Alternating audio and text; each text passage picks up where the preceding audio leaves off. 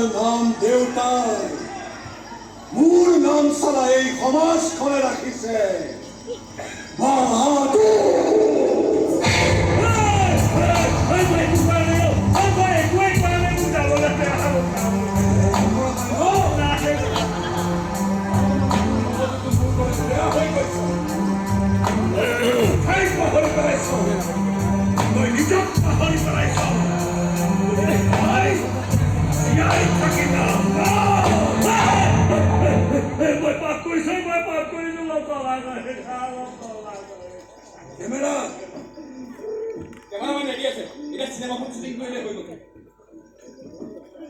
তোৰ যদি মগজুটো ঠিকে আছে